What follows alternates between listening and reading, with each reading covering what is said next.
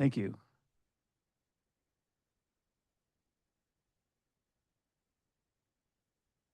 Put that on silent.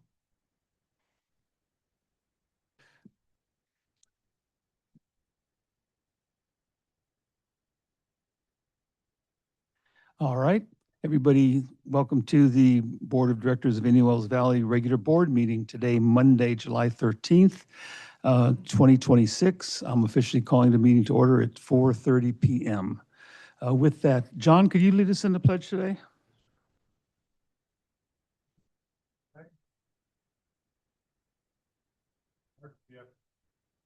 Pledge allegiance to the flag of the United States of America and to the republic for which it stands, one nation, under God, indivisible, with liberty and justice for all.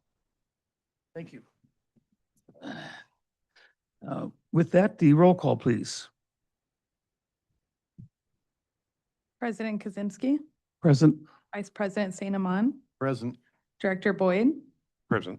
and Director Ritora and Director Griffin are absent. Thank you. Number 4, posting of agenda. The agenda for today's board meeting was posted on Thursday, July 9th. Okay, thank you. All right. On number 5, conflict of interest declarations. President Kaczynski, None. Vice President St. Amon, None. Director Boyd. None. All right, with that, I'll open up for public questions and comments on the closed session if there are any. I don't see anybody. We got 0 over there. All right, so I'm going to go ahead and adjourn this open session into closed session at, looks like we'll call it 4:31.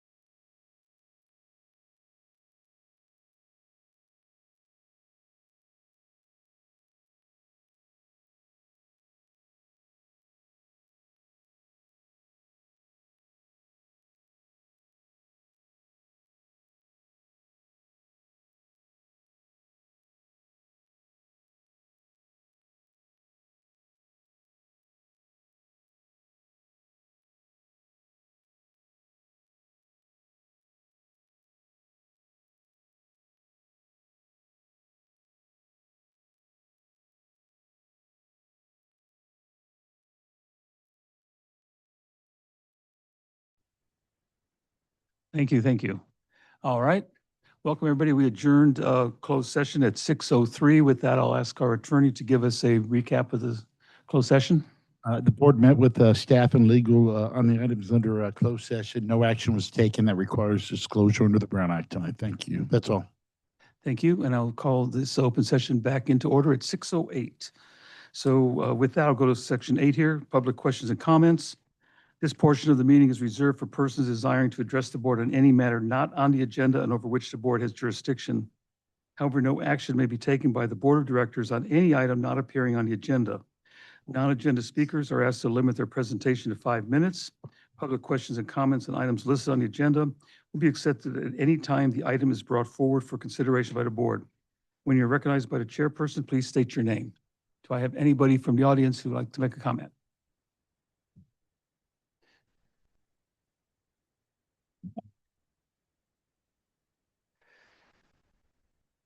Good evening, gentlemen. My name is Mike Neal. Said this before, but whatever is worth saying is worth saying again. I hope that by the time the upcoming elections are over, see all the same faces sitting on this board that I see right now. Well, I don't see Stan, but I know what he looks like. I think you guys need to stay put. You've been doing a great job running interference for us on the GA and going toe to toe with them. And I don't know a lot about how the trial went, but I feel pretty confident that the GA come out with a few hits to the head during that time. A little bit that I saw, they just didn't look like they really were up to par for having a good legal presentation. So that's all. Thank you, Mike.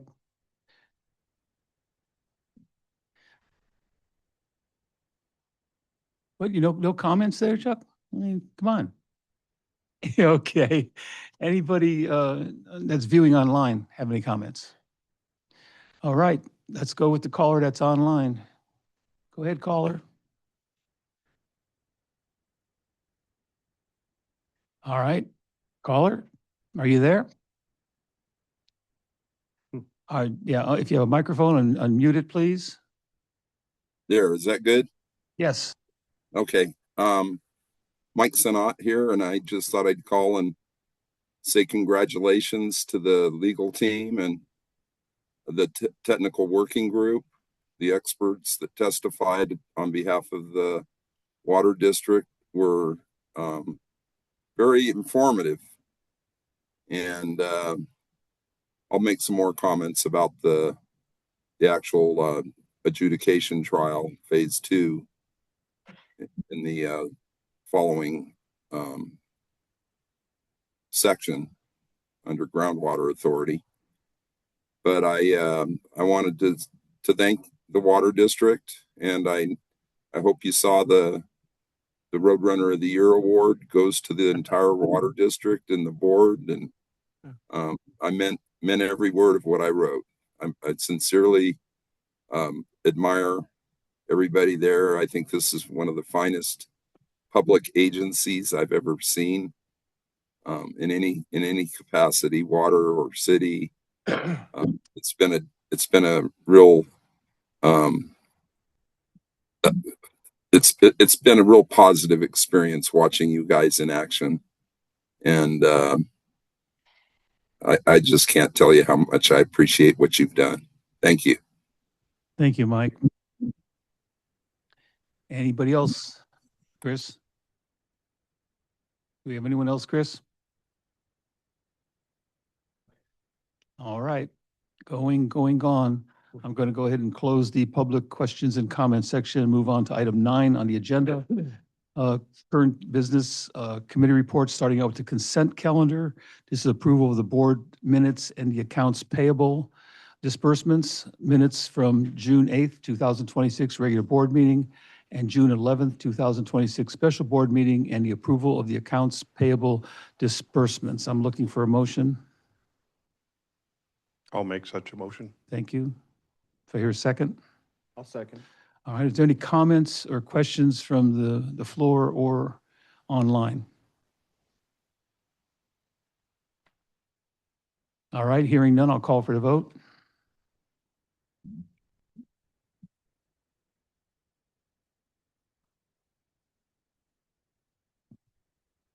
And the vote passes unanimously, sans Stan Vitora.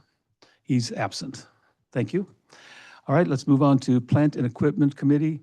This is about dedication of facilities for Tract 6221, Unit C, 8-inch PVC pipelines. And I'll go ahead and let the staff have a description of what we're doing here.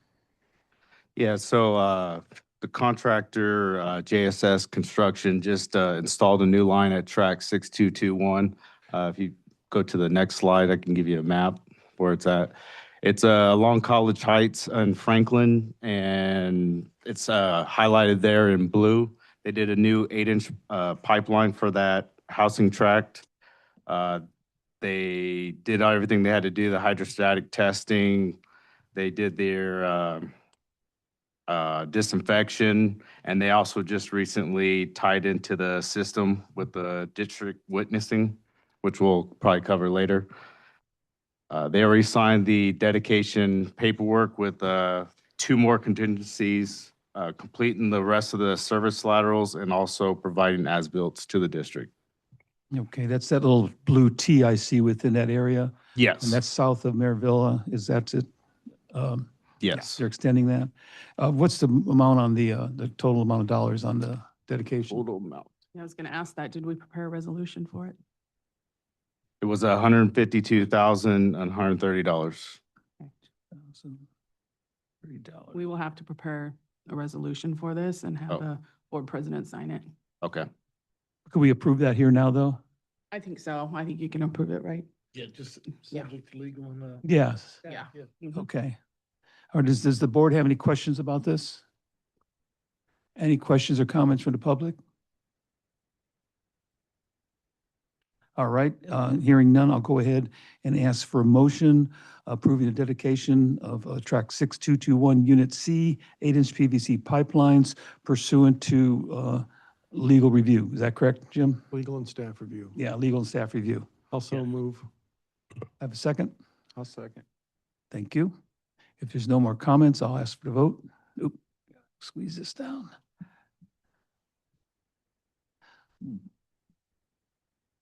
And it is unanimous, and of course, Stan is still absent. All right. With that, we'll move on to Admin Executive Committee Salary Survey. The board to review entry and maximum levels of 2 positions as proposed by the staff. Are you covering it, Isabel? Okay. So we brought the salary survey to the board last month, but there were 2 positions that were left off, and that would be the field service rep 1 and MRC 1. So we're just updating those 2 positions. The entry level for field service rep 1 is going up, and then entry and max for MRC 1 is going up. Did you have do you have a copy of that slide of one we looked at the committee meeting? It was packet. I can grab one for you. I don't need it because I've seen it. I know Chuck has. I don't know whether the rest of the board wants to see it. Yeah, I remember looking at it. Yeah, basically there were 2 positions that weren't on there, right? And that's, On that chart. and we had to get them listed on the chart. Yeah, I don't have an issue with, you're just cleaning up something that needed to be done before, correct? Okay. That's correct. And the committee recommendations is for the board approval of the salary survey as presented by the staff. So do I have a motion to approve that? I'll make that motion. Have a second? I'll second it. Any other comments from the audience or online? Online, I have somebody, a caller. Go ahead, caller. Yes, caller. If you're on mute, take yourself off mute.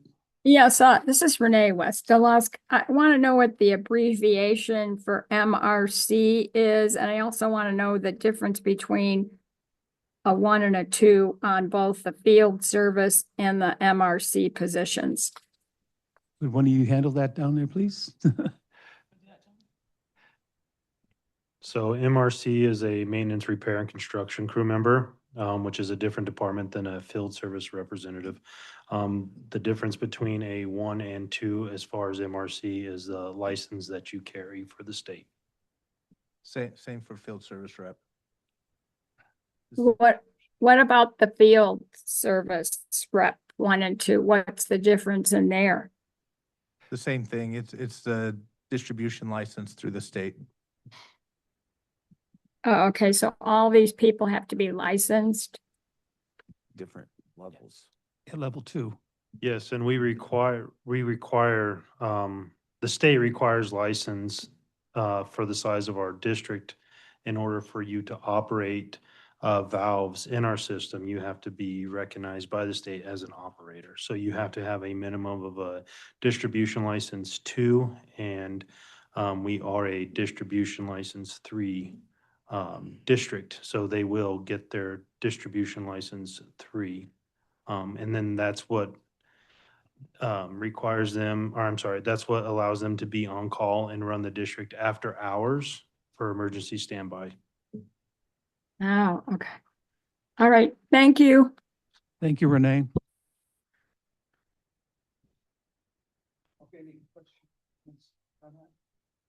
Any questions or comments further? No? Okay, let's move on to item D. You have to I'm sorry, Second, we need a vote. I did it myself. Yes, I'm calling for the vote. Let's see.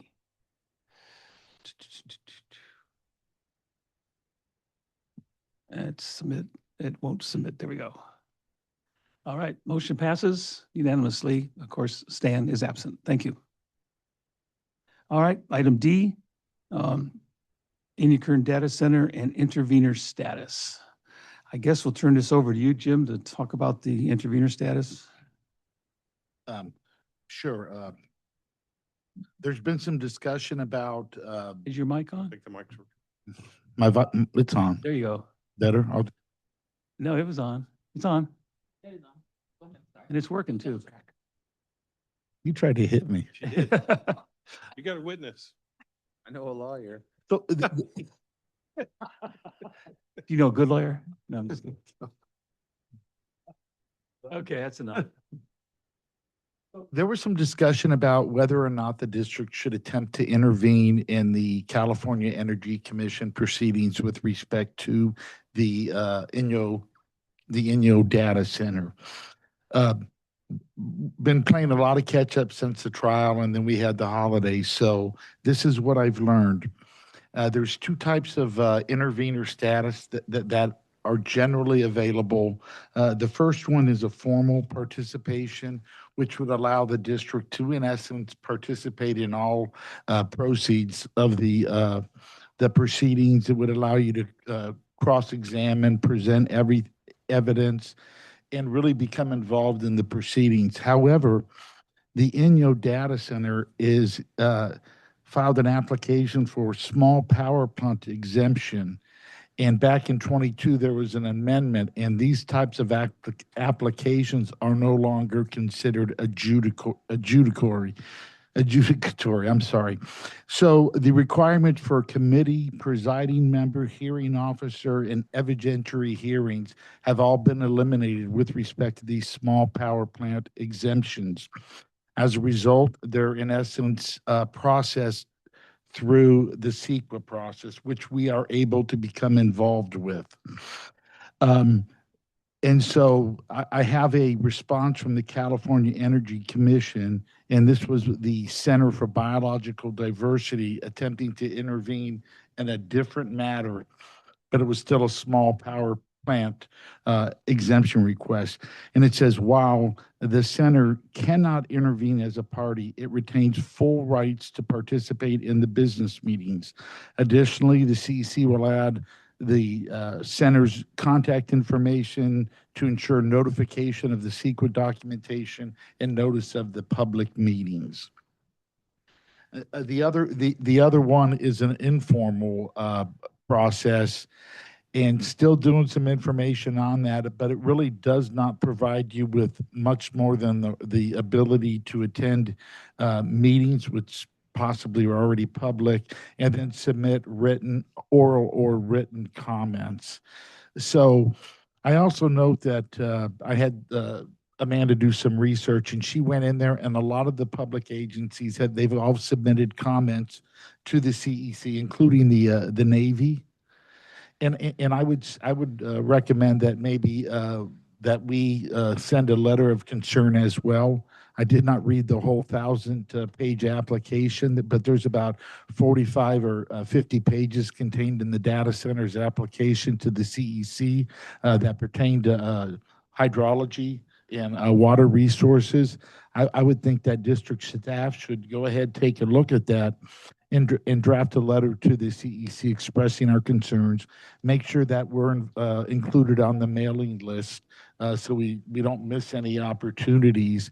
And we'll do a little bit more look into this informal intervener, but I'm not sure it really gets us that much more. And then the last thing I would say is that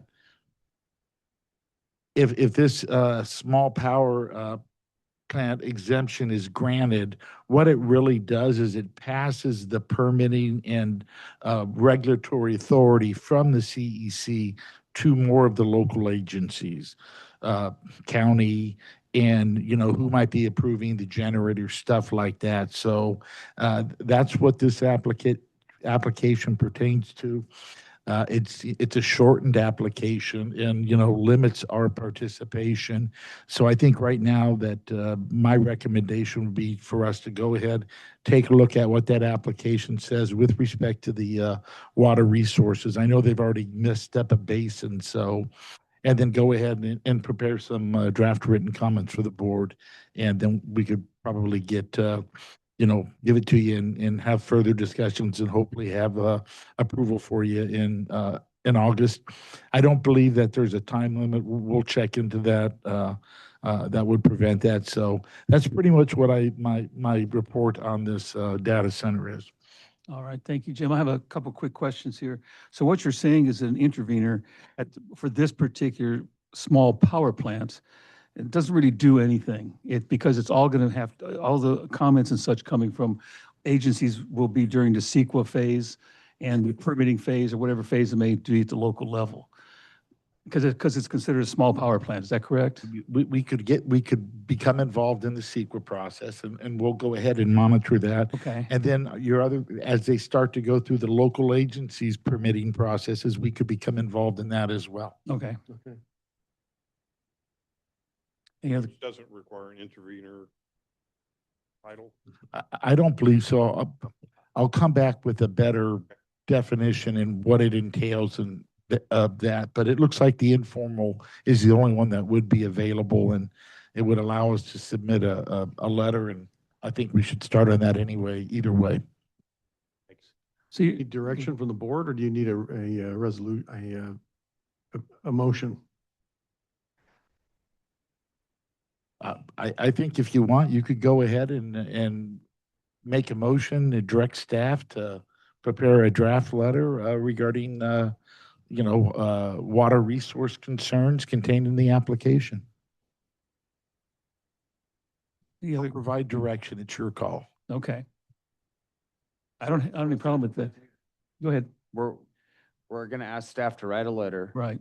That we want to be informed and updated on what type of water usage it would be, quantities, anything that had to do with hydrology, we want to know about. Is that correct? No, Yeah, annex, wanting to know about that and also express any concerns that we may have right now. If we know them, we would express them.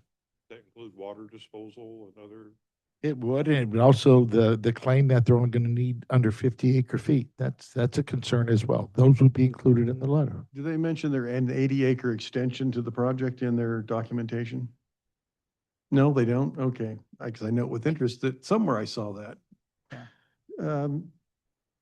Do we have to? No, Yeah, I make that have no- motion. If you want to make the motion to directing staff to write a letter to CEC as proposed, then I have no problem with that. All right, I'm going to so move. Okay. I get a second. Public comment? Well, Well, I'll get a after the second. second. I'll get a second. I'll second that. All right. And now I'm ready for public comment from the floor first. I want to add something quickly to Okay, that. please do. One of the data centers is using a closed cooling system, and it was dumping its wastewater into a municipal wastewater reclamation plant. And it introduced a bacteria into the city plant that the city was not capable of handling, and it shut them down for 3 months. So while there's no recycling plant for Ridgecrest, and Inyakern is currently ponds I don't know what impact that is, but when you're doing the work on the wastewater, include wastewater in that report, because that could get into the groundwater and we don't want it. Thank you. Sorry about So that. we want to know what their, just request, Yeah. what their disposal of any of their waste. Yeah. There's a couple of, yeah, go ahead. Sorry. Are you? I'm done. Yeah, Okay. no, I'm Go getting ahead ahead. of Go myself. ahead. Yeah, I'll shut his mic off. Just go ahead. Okay, Lindsay Stevens, thank you for motioning to send a letter of concern. I would encourage you to CC that to the county supervisors and the county planning commission, because they're really gonna have the most authority over this. And I think maybe even, when you include your letter to them, maybe consider asking them to consider moratorium or something of against a data center in our basin, just with all the concerns that we have with water usage and the state regulations. So, Right. I think seeing all the agencies following suit of sending letters of concern, like the airport and the school district, and I think it would be really helpful if you guys could do that. All right. Thank you, Lindsay. Let's do it. Yeah. All right. Everybody agree? Agreed. Okay. All right. Any other comment? It's a race to the mic. Yeah. Mike was racing to the mic. You won. You I won. think I could take them then. So Annie, I just had a question because of the intervener status that you found out. Identify yourself, please. Oh, Kathy Russell, resident for, I don't know, a few years. So you mentioned the intervener status, that it's not really permitted in this because it's a small power plant. It's not really, so the city was gonna do that. And so now if they've not found out the same issue, they're not gonna be able to do that either. And we also recommended that they do a letter of concern like everybody else has. You wanna jump on board, you don't wanna be remiss and go, this is my community, what are you guys doing? Also very concerned that this application is just for a small power plant, and like the state in general, or nobody has had these guidelines about data centers in general. So he's not applying to build a data center. Is that correct? He's just applying for a small power plant exemption. So is there a key to the extension of the data center, or is that part of his think that would be- application? I don't know the process, but I think it's just one step in the process for getting the thing approved. Right, so that's what, it's like a piecemeal thing. Well, get this, and then I'm gonna build this data center. Yes. But the state, as far as I know, doesn't have any regulations about data centers, and they've been disapproved. Like, communities have come up in arms to reject data centers in so many communities. But Well- as far as you know, the state hasn't done anything to regulate this process. So the answer to that is the state is starting to work on regulating the process. They had a piece of legislation that wouldn't have allowed data centers in valleys or basins that were in overdraft. Sadly, that got cut out of the legislation. There are two bills that We're gonna cover that. we're gonna get Yeah, into we'll in get just to a it. minute when I we're said done with those this. two Just, no, bills. don't be sorry, Yeah. because you're absolutely a perfect lead in for that. Yeah. And I'll cover those in just a few minutes. Yes. So they're just starting now. And they have a tough road to hoe because there's a lot of money throwing around, going to both political parties from people who are backing the data centers. Okay. Well, and that was my other question, is actually funding these things, because if he buys the lands and build it, assuming somebody will come, I guess I don't know the answer to that question either, so. They call them dark banking system. It's not, there aren't really banks. They're hedge funds and organizations like that that perform some functions that are similar to banking. The federal government's trying to regulate them, but they're not having much luck. Interesting and possibly good news. The money supply for building data centers is starting to dry up as people or institutions are realizing they're probably not as good a bet as they think they are. They're not gonna make enough money out of it, in my opinion, but who knows? I That's don't know. possible. The other issue that they're seeing is that there's a large number of people that were pre-ordering high-end chips to go in their data centers. The market is dropping out and people are canceling their orders. So there's something going on in the data center industry. That might be a sign of hope for people who do not want a data center in their backyard. Okay, so based on the writing of memo, I'm assuming that the water district is not in favor of the data center. I would be careful there. I think Yeah. our position. Oh, I know, because there's a our position that, Position deals, Kathy, it deals with the water issue. right, I get that. And we can't make a I don't think council's basically advising us that we don't have a Right. position on whether we Now, should have a data What you center. can do is send a letter of concern. Yep. Got it. Okay. All right. Thank you. I appreciate it. Thank you. very Thank you. Mike? Yes, Mike Neal again. Oh. So the big Oh, deal thought for you Mike's not. I guys thought you were is calling him. water. And the problem, one of the problems, and this is a serious problem with these centers, is that there's already come out, situations been reported where, and they don't give you the details, so I don't know exactly how that works, but there's apparently leakage of toxic chemicals into their water. Mhm. And who knows what kind of cooling system this data centers, I don't think anybody knows. But what you can know is that they're going to do the cheapest route possible. So that's probably going to be something that's going to pull water out of the ground, use it, give you evaporative cooling, but dunk it back in the ground. I don't think they're ever going to be allowed to have a pond, cooling pond next to their facility. But, sometimes if you don't take preemptive steps, then you get just caught up in the whole process. Seeing as how this center is probably going to be, gone through the process with the planning commission and the board of supervisors and voter supervisors may get involved. I don't know about you guys, but my experience all these years with the current board of supervisors is, as far as the Ridgecrest goes, we're the orphan stepchild. They don't really care that much about what happens over here. We're physically, distanced, and we get the short end of the stick. If they get enough incentive, in whatever fashion, they're going to incentivize those members of the board of supervisors. They'll just give them the go. They gave them the go on the ag wells years ago when all the pistachio farms were getting ready to go in. They knew where that was going to go. They gave them the permit. Then they started raising the red flag and started the GA, and we're all going to run out of water. We're going to die.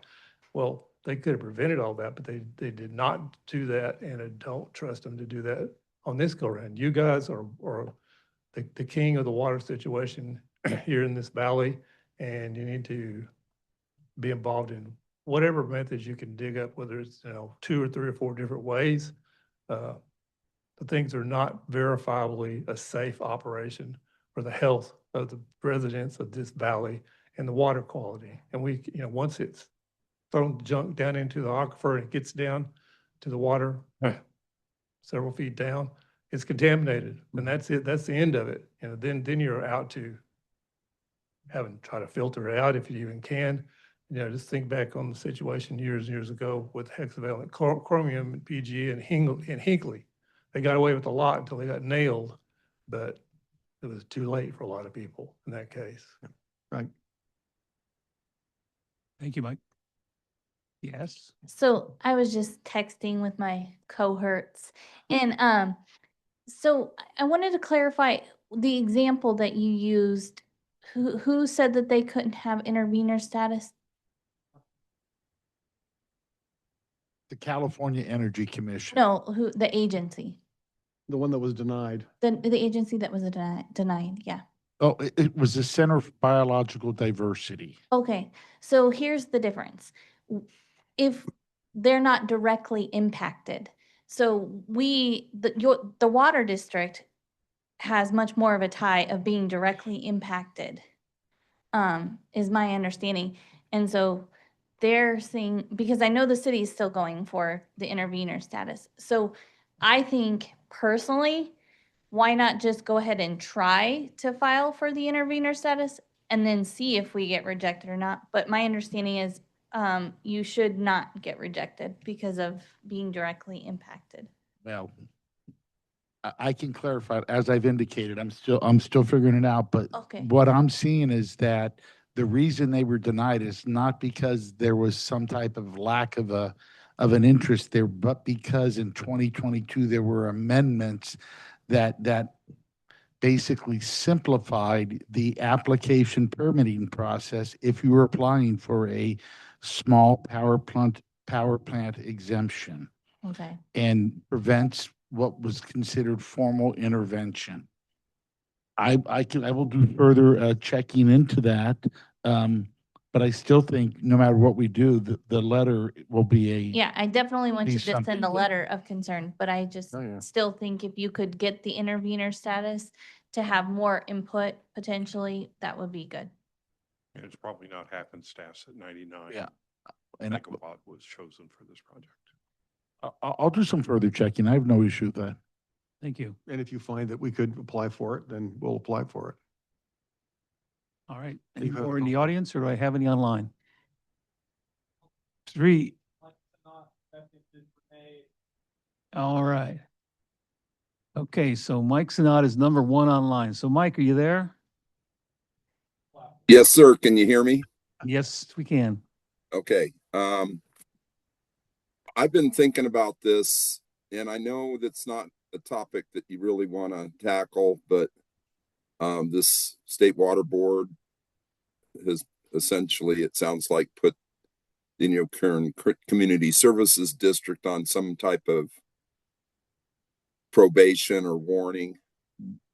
I don't think they're capable or even responsible to issue a will serve letter for this project. That's and I also understand there's been some promises made by the developer to the manager of the district that he'll pay for some improvements. And this wasn't in writing, it was on text messages. I don't like what I'm seeing going on out there. And I think the state water board needs to get tapped on the shoulder by somebody, because they were acting, and they suddenly decided not to act about this district. And I don't know. I also think that it's entirely appropriate right away for the county board of supervisors to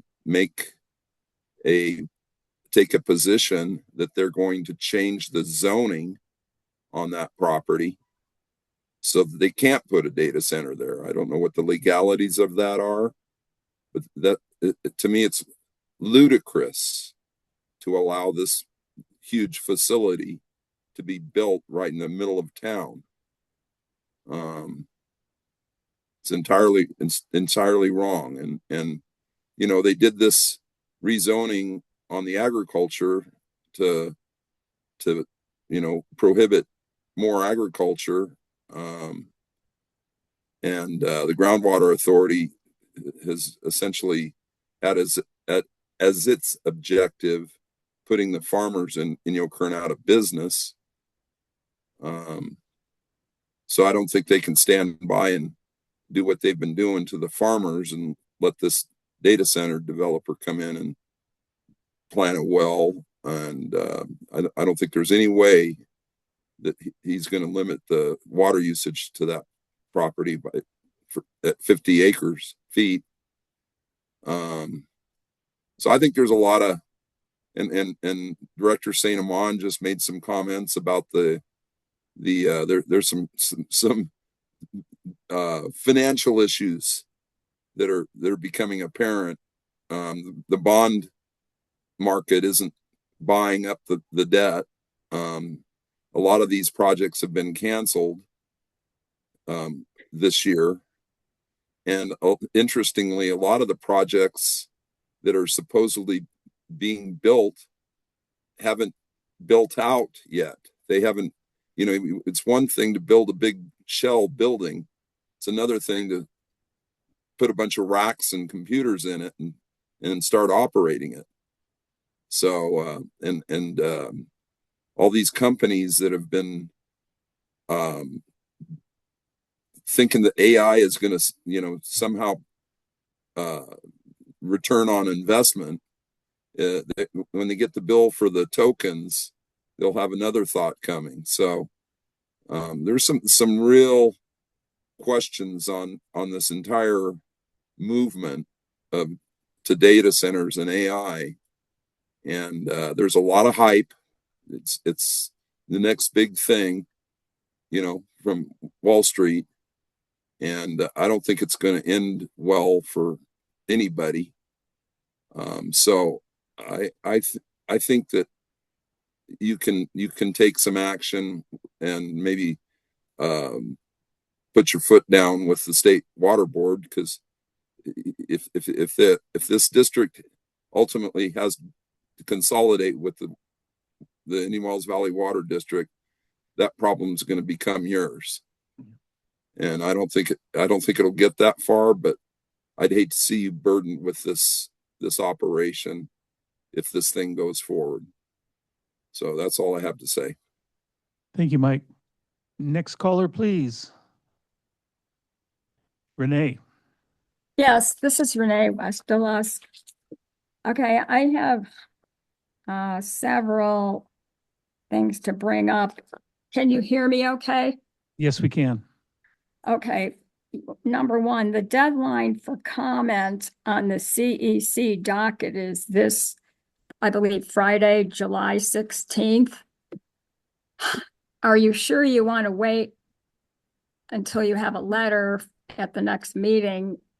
Because I think it might be important that you post something on the docket, the public comment. You can post on the docket for the RB Inyakern data center about your concerns.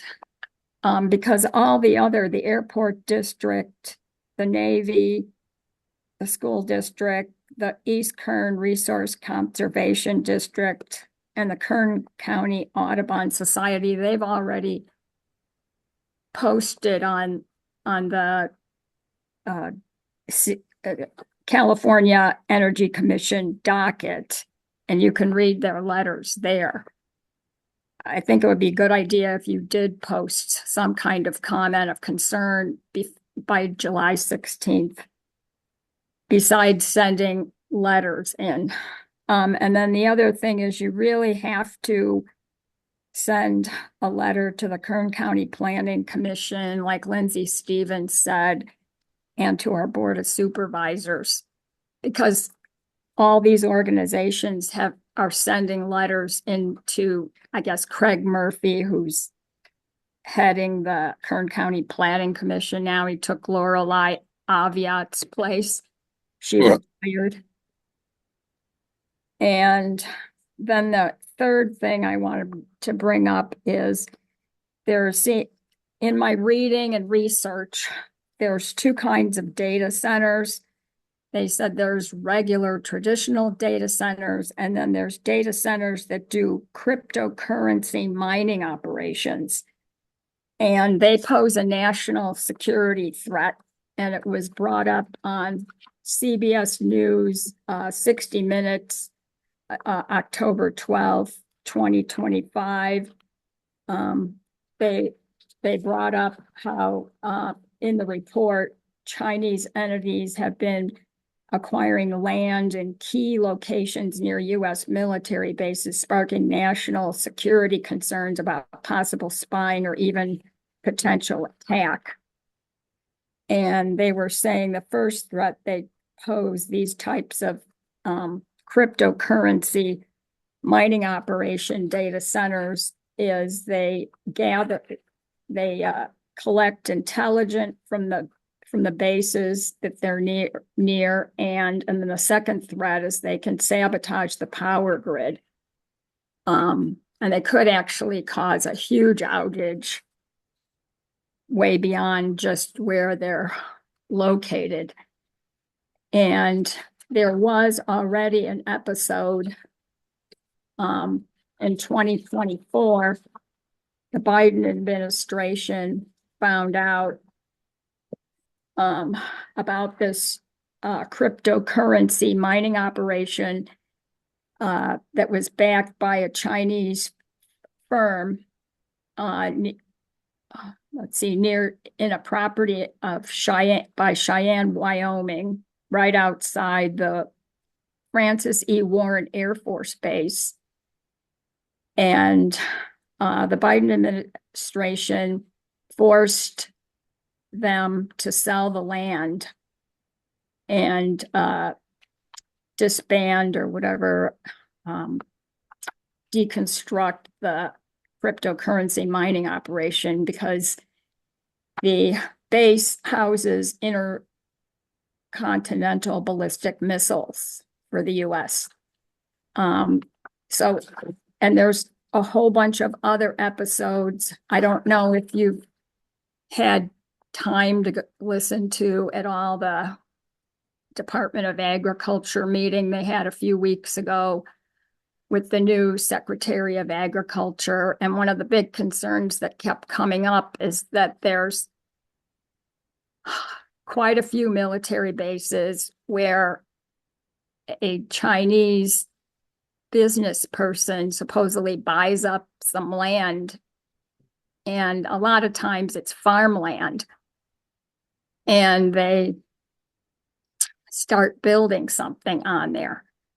And I guess right now it seems like these Chinese business people are targeting the land outside military bases. And there's been 2 reports on the internet. I don't know how valid they are, but they said there's up to 19 military bases where this has happened in the US. So I want you to keep that in mind as well. I think in our situation, it's too dangerous to have this data center because we don't know who's going to own it. It sounds like it's just this dream of this entrepreneur developer that wants to build something and then sell it. And we have no control over who buys it and who he would sell it to. And those are my comments, but I really think you need to send multiple letters of concern, especially to the Planning Commission of Kern County, because this is probably where this is going to be decided at. Thank you. I'm sorry, thank you, Renee. Jim and Renee, do you want to handle questions 1 and 2 about the 16th and the copies? I think we already agreed to send copies to the Planning Commission. Yeah. We're already working on the letter at a staff level, and we can certainly have it out by July 16th. Okay. But we're going to limit it to the water resources Yeah. concerns and not go, because that is our jurisdiction. I acknowledge the other concerns, but we have to stay in our lane here, I believe. Water contamination, disposal, all of that would be included. Okay. We have one more. Okay. We'll confirm that, make All sure right. we get. We just had a comment from the audience for those who couldn't hear that we're not sure about the 16th deadline from Lindsay, so we will check into that. We're going to move with the clarity anyway. Yeah. All right. So we have another caller online. One more. Who's the next caller? Hi, I'm Bonnie DeRosa. Okay, Bonnie. I'm just curious. I'm not real familiar with the ground you stand on as intervenor status, but if it's only an implied 99 megawatt thermal, because it's a thermal plant, it's considered a thermal power plant.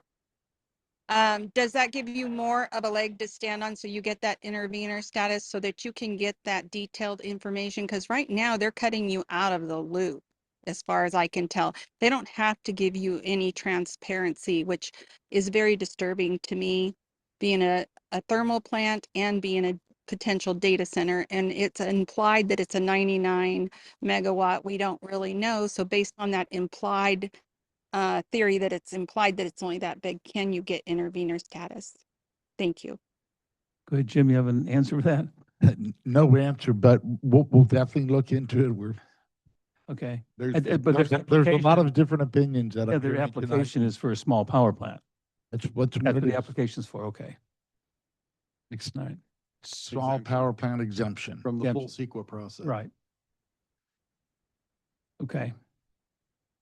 So we'll look into it.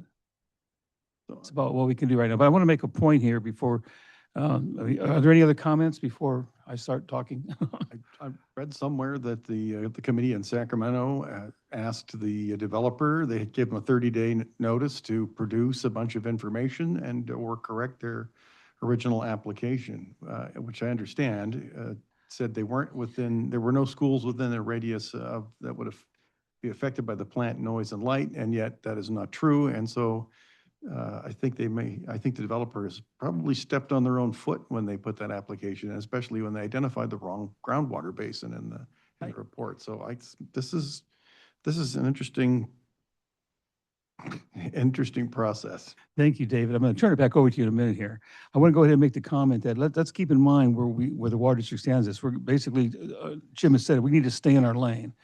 When we start making comments, we start asking questions, it's going to have everything to do with water, possible water contamination, any other information that we can gather. So we want to make sure that we can gather all possible information to evaluate so we can make the comments back at the time that we need to, and that we talk very intelligibly about what we're talking about. Secondly, and David spoke on this briefly, state legislation, there's a couple bills out there right now, and I'm just going to briefly say what they are because David can cover a little bit more. It's all about transparency. What they're requesting is that these data centers submit all kinds of information to the county, the city, any organization that may be involved for assessment as required, treatment of water. It's all about providing information. It's not saying they can't have a data center. It's not saying here's restriction on what you do. It's just demanding transparency to all the agencies that would be involved in the approval of any kind of location of a center. I think those are good bills. So David, do you have some more you want to say about that? Because I'm going to make a recommendation on that. I do, but this particular item is for intervener status, and it might be appropriate for me to mention this and under general manager's update, pertinent legislative status. Okay, you want to move it till Do you then? think that's it? There's still a motion and a second out. Yes, I know that. Yeah, on this. Let's Okay. stick with this one. Yeah, we had the motion second on the staff to produce the letter that we've been talking about. Are there any more comments, questions? Okay, one more. So just to clarify, I know you have a motion and a second on writing the letter of concern. Can you still go ahead and also potentially give direction to file for intervener status if that's possible? And I would believe not this time, not till we have more information on it. We'll give more information, but I'd bring it back to the board before they make an official vote on intervening. Is there a reason why you wouldn't want, I mean, if he finds out you can file for intervener status, why wouldn't you? There may be requirements that are imposed. It's a hypothetical, and I'd rather not answer that. I'm not that familiar with the CEC process, and we just got out of trial, and we're still trying to catch up with everything you guys. I'm sorry. So this motion isn't precluding that intervener status research and possible implementation. We want to get the letter out as soon as possible. Okay, with that, I'm going to call for the vote. President Kaczynski, Yes? Vice President St. Amand, Yes. Director Griffin, Director Boyd. Yes. Thank you. With that, the motion passes. And good luck, you got till the 16th. I think you'll get it done. I know you've been working something. All right, with that, let's move on to item E, the comprehensive groundwater adjudication. Anything to report there, Jim? Sure, I'll be brief about this because there's still a lot of questions out there. The phase 2 trial ended on June 29th. It was a 10-day trial. And near the end of the trial, the judge started making some indications that he would be looking for, I'll call it a special master to assist the judge in coming to his final ruling. And we've gone through that, and as it turns out, the judge does want a special master appointed, and this will be somebody that would go through the transcripts, the evidence, everything that was admissible at the time of trial, and potentially come up with his own opinion of safe yield. This special master, the judge has this authority to do it, and the judge will not be bound by the special master. But really my take on it is that this was a phase of the trial that was very technical in nature. They were all hydrogeologists and groundwater modelers, and I got to sit through quite a bit of the trial, and there were times where he understood concepts, but there were also times when he did not fully understand concepts, possibly in my opinion. Hydrogeology and the science of it's somewhat guessing. So that I think both sides of the attorneys did very well on examination, creating red herrings, muddling up the water. And this judge has shown in the past that, he's trying to get it right. He wrote a very good decision on the Federal Reserve water right, in my opinion. And I believe that he's going to work his way through the evidence and work his way through the proposed statement of decision.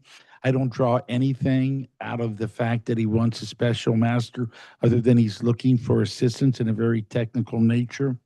I'm not going to come out and say that the water districts, all the evidence came out in favor of the water district like the GA did. I would remind you that GA also told us that the Navy consumed the entire safe yield. That wasn't right. They also told us that they were going to save the world with AB 1413. That didn't happen.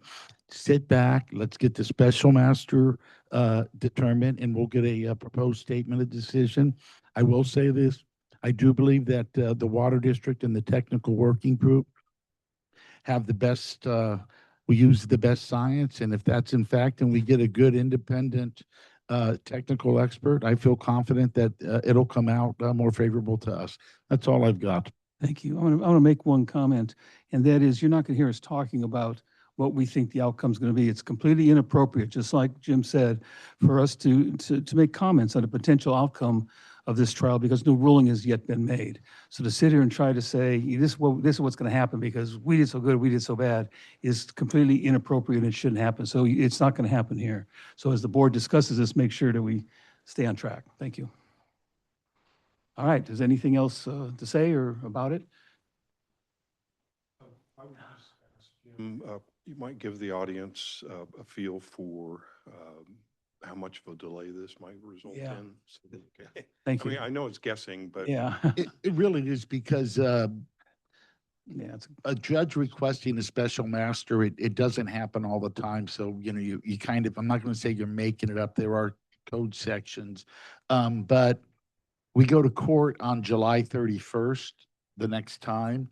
And so even if you get a special master appointed sometime, mid-August or a little bit earlier, he's still going to have to go through probably a couple months. There's a lot in the, that was admitted into evidence, a lot of the historical reports he'll have to go through. By the time that the special master finishes his work, I do believe that the judge will probably be working on his own statement of decision concurrently and kind of maybe compare him up to see if he didn't make a wrong thing. But it could be closer to, October, November before we see a proposed statement of decision. I will say it's more important that we get it right and not save 30 days here. 5 years we've got to this phase. We'll take it through the process and try to get the best qualified special master. Any other comments from the board? I just want to say, I don't think it's a bad thing. I think it's good. Let a new set of eyes look at it. I'm 100% confident in our science and our data, so we got nothing to hide. nothing to hide. Let them look at it. I think it'll be great. The judge can review it and move on. So Thank you. I think it's a good thing. Mr. Sandermon, anything? No, but I can't think of anything that hasn't already been said. Okay, all right. Comments? I just have a couple questions. One, how do you find a special water master that's like unbiased, and do both parties get to say, yes, we agree on this guy? How does that work? And then who pays for the special master to do all of his analysis? Because I doubt that's charity work. Good question. Handle it, Jim. Biased. Right now, we're going through a meet and confer process. We're trying to come up with a list. We will be talking with the Navy and the GA attorneys later in the week. We'll see what we can agree upon. There's not just the actual special master, but whatever procedures might be in place with respect to him. We're kind of making those up. So you're going through the meet and confer process. and really trying to agree to as much as possible with the other side and present that to the court to make it easier on the court. The court ultimately has the final say as to, who the expert will be. That's why it'd be nice if we could at least agree upon, a name or two amongst all of the attorneys. And I would assume that the payment for that special master would be split amongst the active parties in the phase 2 trial, either by way of party or half to the GA, city, Navy, other half to the technical working group. But it's all a work in progress. Does this help also by having a special master to prevent appeals and things, or no?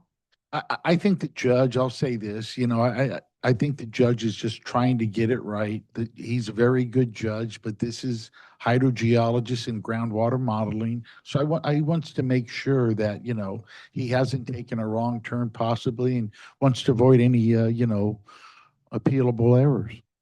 And then just to clarify, because it was my understanding that came out in the trial, that they really can't find the model. That the That's city. because it's really missing. Okay, Yeah. okay. Why do you have it? Okay, any other comments from the floor here? I assume I have somebody online. All right, caller, go ahead. Yes, this is Renee West-Delusk. There was one question I have is there was a date of July 16th brought up. I thought you had to be in court for July 16th. He moved it. Let's see. No, there's the next court date on the phase 2 adjudication is July 16th. I'm sorry, July 31st. There was a hearing set for July 24th, but the court on its own motion continued it one week until the 31st. We're going to be talking with the other attorneys later on. That could be it, but that's what it is. Is July 16th the date you're meeting to give a recommendation of a special master that you hope to have agreed upon by then? No. No. Who? Renee, I'm not She's sure. just asking, are we going to recommend a special master to a judge on the 16th? And the answer is no. No. The 31st, is that the date? Or, No, we haven't Yeah. even, we are still meeting and conferring with the other side. yeah. Okay, and then the thing is, the judge also has the right to ask the State Water Resources Control Board for a special master if you guys can't agree on somebody. He made that clear at the. That's an option he has. Right. And I don't see that it's a bad thing having a special master. It was requested 3 times by the Groundwater Authority and the Navy attorneys at the very beginning of the adjudication, and the judge turned it down. So I'm glad he came around, because I think, I don't care if you had a stack of, Harvard lawyers that graduated from Harvard Medical School, and they all became judges. I don't think any of them could do this water hydrology without a special master. I think the subject matter is way too complicated for any judge to make a good decision on without having a special master. Thank you. Thank you. Anything else? Anybody else online? One more caller. Who might that be? Go ahead, caller. Yeah, you knew I'd call in on this one. Yeah, I was going to say your name, but last time I got it wrong. Yeah, Miguel T. Tonis.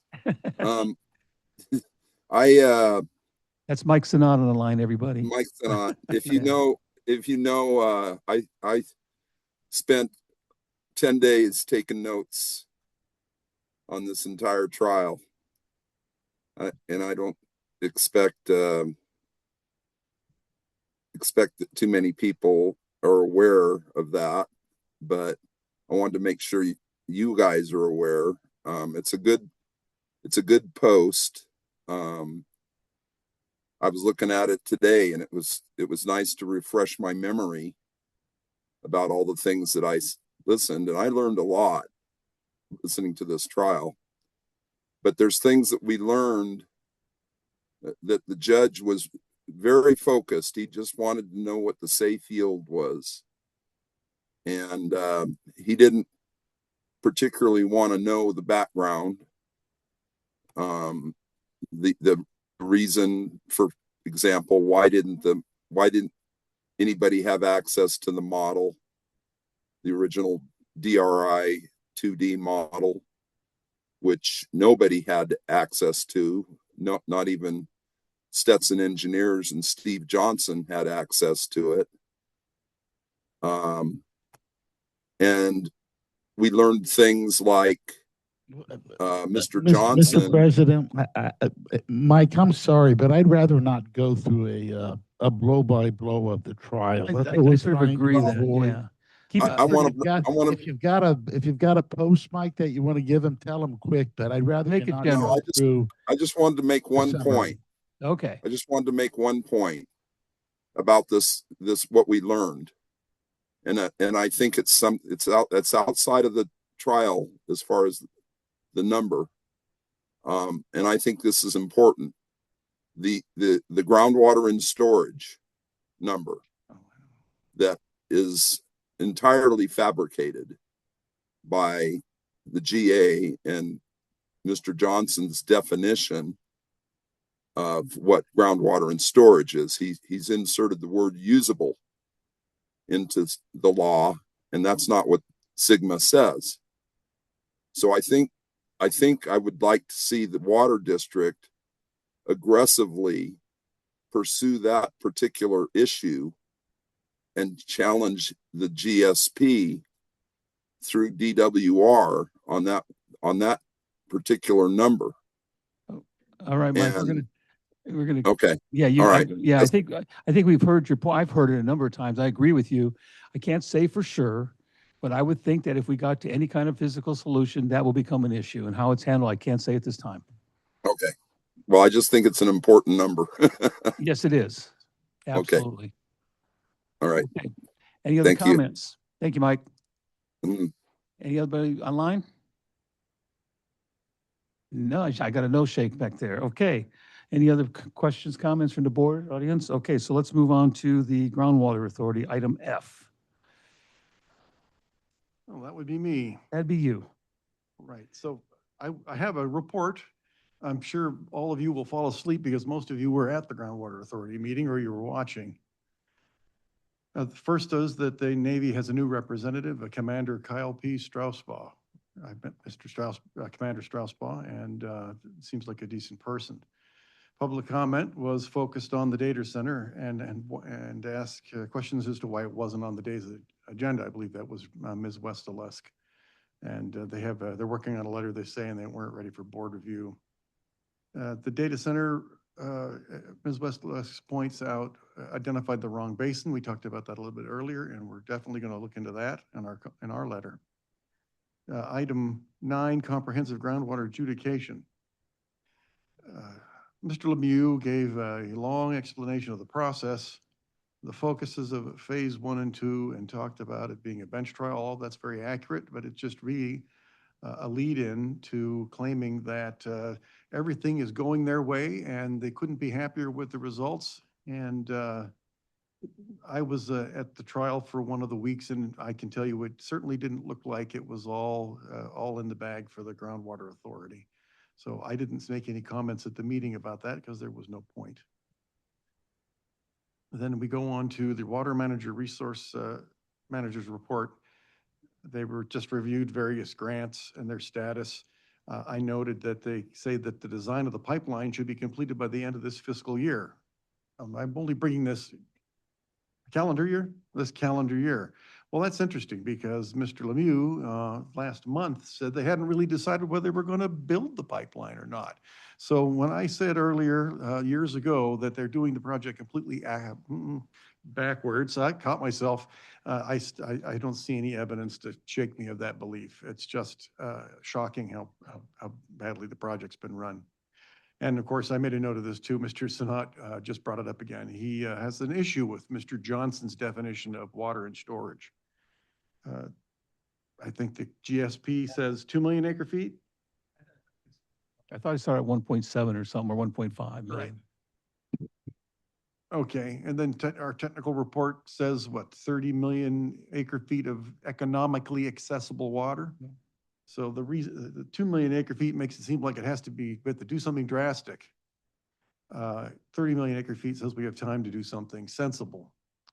When it comes to deciding, when it comes to accommodating the state law and bringing the valley into basin, into balance, the water and storage doesn't really play into that, but just informs the timeline that you have to achieve the balance. So it's going to come up, I'm sure, in the trial. It's an important number, and I'm confident that ours is accurate, and the original groundwater sustainment plan is not. Thank you. Okay. Any questions? Oh, next meeting of the Groundwater Authority is August 12th. It says 9th here. The Is it- agenda's not correct. Oh, the agenda's wrong? That would have been a Sunday, so that's, not- Oh, no, it's the 12th. Their agenda, our agenda, or their Your agenda? agenda says the 9th. Okay, no. that's, yeah. that's strike one. It's correct on the screen. August 12th. It's correct on the screen. Yeah, the comments I'm gonna make, did they make any promise about the 2025 audit? I remember them saying there It was on its way. it's on its way. Always it'll on be there its on way. time, and that's all I Okay. remember them saying. And the other comment I want to make brief, and I think I've said this before, that even using their water and storage and taking all the pumping that they've reported and all the pumping that we expect to happen, especially as farming begins to tone down, we have 130 years, not 5 years or 7 years or 10 years, what they're saying. So even if you take their numbers and plug in all the pumping that's been done, everything's gone. But that's not to say that that's the number we want to use, because it's, 130 years could be pretty quick. But I'm just want to let you know that any fear tactics about we're going to be dry in 15 years is not true. Yeah, Yeah, and I think that's my last comment. Yeah. Yeah, Mr. Lemieux said at the meeting, the decision should be made based on sound science. I think we're, the sound of silence? Yeah. Be based on sound science. And I think we agree with that statement, although I think our science is far more sound than theirs. Okay, any other comments from the board? Anything from the floor? Caller. I got the caller. Wait, hang on, I think I'll go to the floor first. Mike, you got something? Not you, Mike Sinat, this is Mike Neal. Okay, as stated, this is Mike Neal again. All this kind of statements, like what was just quoted to Mr. Lemieux, bragging about how great they were doing, whatever, in the trial. It's just, oh God, it's just a bunch of smoke being blown. They're clearly in getting close to desperation level and just being proved totally wrong after all these years, and close to, $20 million sucked out of the pockets of the people of this valley for nothing. And after all this, I mean, going in from day one under Gleason's reign, they got 650 acre feet replenishment per year. We got to build a pipeline. That was decided then.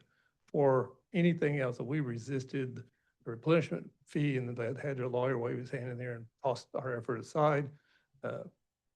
Just hell bent on going to get this pipeline paid for and put in place, and you don't even need it. And now that they're being called to task them to put their stuff out on the table and be cross-examined on it and questioned about it, then all of a sudden you hear like the Lemieux statement, like, say, what? This is all you've been about the whole time, and now you're not sure. If you're not sure you're going to build one, then maybe they ought to quit having meetings. Maybe that ought to be the question at the next meeting, Mr. Lamond, is that, are we even here anymore?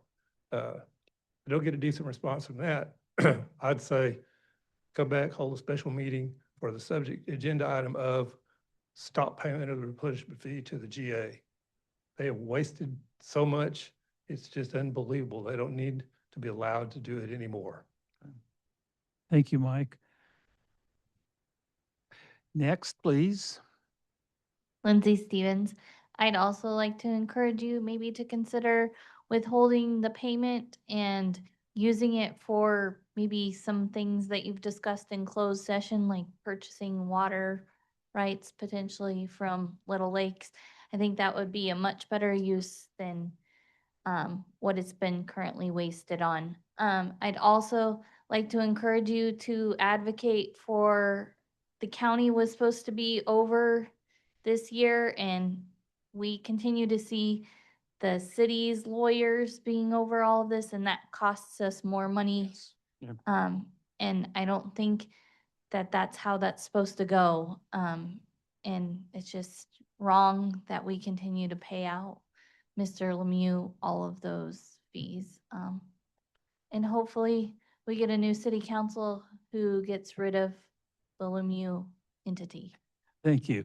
Answer to your first question is the reason we're paying, we'll continue to pay it. We don't want to lose any option if for some reason it becomes an issue in court because of the pay first. If you stop paying it, the pay first can catch you just like it did Mojave Pistachio. And I believe that your second issue, it's something that legal is working on, and we're figuring it out. Thank you. Every check we send over to the Groundwater Authority is in his memo section, paid under protest. Yeah. That's the best Yeah. legal approach to, so if the fee is overturned, then they're gonna have to find a way to pay us back, pay you back for that. Yeah. Yeah. That's true. Yeah, That's true. Jim, Jim? I think you're going to You know, stop. us. no, I hear what you're saying about the replenishment fee, but you know, right now it's a validly in place fee and the district as a public agency, we need to continue to pay it unless there's some type of a court order or something that permits us to not pay it. I don't think we're just not going to write a check. That's all. And if we didn't pay us, they would sue us. And then we would have to pay their lawyers to sue us and then pay our lawyers to defend us. So it's really great setup for the GA. Lawyer. I'm sorry, And- no offense. Yeah. And yeah, and Mike, just to let you know that, you know, the number you're looking at as the end of 2024, I'm sorry, 25 estimated is about 23 million. And this year alone, they're already up nearly 2 million more. So I'll figure that all out when the time comes. Yeah. Yes. Yeah. Giving and giving. Okay, go ahead. Next. I just had one question. I know the adjudication was for determining safe yield, but if anything comes up to say we're not in critical overdraft anymore, what happens then until the money be paid for replenishment fees, et cetera? If we're out of critical overdraft, does this all kind of stop, or they just keep asking for money? I don't know what happens if anybody's looking at that. Yeah. We need more than a change in definition of critically overdrafted basin to really have anything. Yeah. That's what that definition put us into the Sigma come in 2020. So this is going to keep going no matter how you define the basin. Yeah, it's one step at a time. That's all we can say, you know. Based on a safe yield, that'll go to physical solution, that could go to something else, and go right on down the line. Not a very satisfying answer, but it's Yeah. the answer. Trust that we're going to keep working at it. Yeah. Microphone. There you go. You're done. Yeah. Okay. All right. Do I have any callers? I guess I do. Caller, you're on the line. Listening. Yes, this is Renee West-Delusk. I have the exact pages of the exact appendix. There's 2 appendix E's that were submitted by the RL Capital company that represents RV Inyakern Data Center that I told the Groundwater Authority about.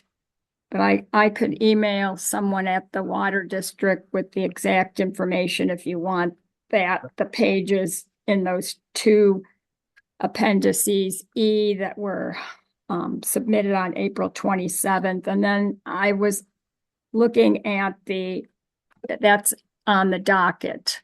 I'm talking about the California Energy Commission docket. And then there was an additional appendix E submitted on the June 29th, I believe, by RL Capital, and it goes into descriptions about our water basin and location and stuff. And some of the stuff that I read, I don't agree with, especially about location, but you may want to take a look at that. Please do You- send those references to our general manager. That will help us. Okay, send it to Renee Mercancho. Yes. I am on the distribution list for all of those items. Okay, Oh, so you'll okay. see them. Okay. All right. So you've Like got all- the, I you've made get a note. you- Multiple you got times a it. day, I Okay. get emails of things as soon as they're put on the docket and I get them. Right. So thank you for bringing that to Renee's attention.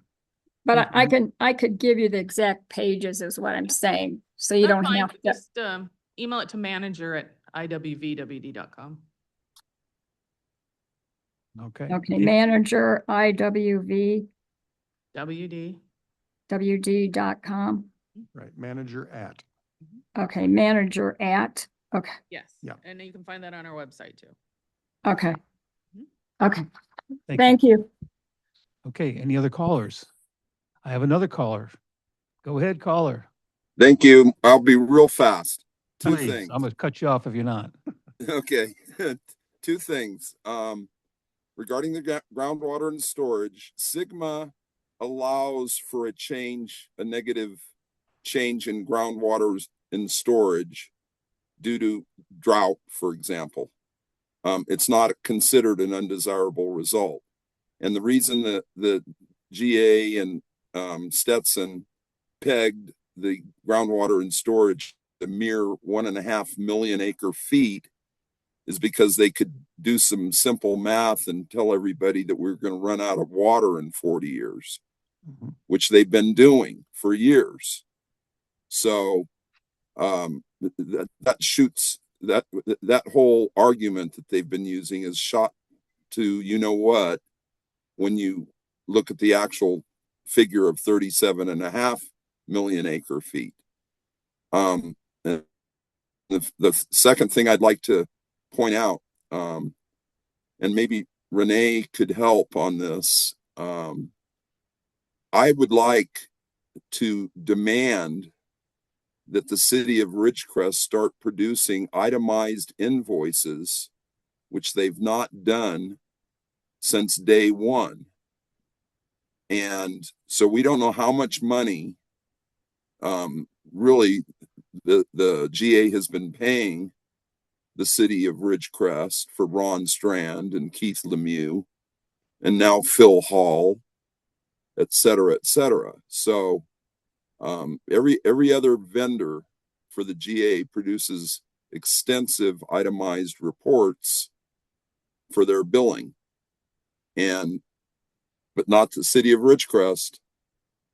And so, Renee, I know you're really concerned about all the legal fees. There's a good place to start asking some questions. That's all I need to say. Thank you. That's for Renee West. Thank you, Mike. Yeah, just as a note, through 2025, the city's received $1.7 million. You can add another 100,000 of that. Okay. Yep. Thank you. All right. Anything else? Anybody else online? No more callers? Any more from the board before we move on? Okay, let's go on to the general manager update. All right, so number one, significant events, service outages, emergencies, et cetera. I don't have any to report for June. And that's a good thing. But I will say that even though we haven't had any major breaks or anything, our crews have been extremely busy. John will talk more about that when he gives his update on operations. As it gets hotter, we always seem to see more leaks, and they were very busy even over the weekend. So I will say that, and we appreciate all of their hard work.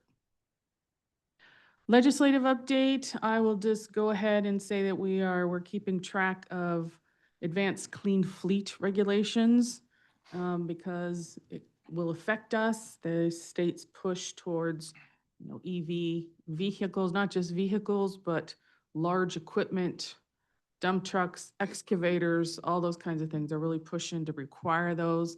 And now they're trying to make a push for other private fleets to also move to EV.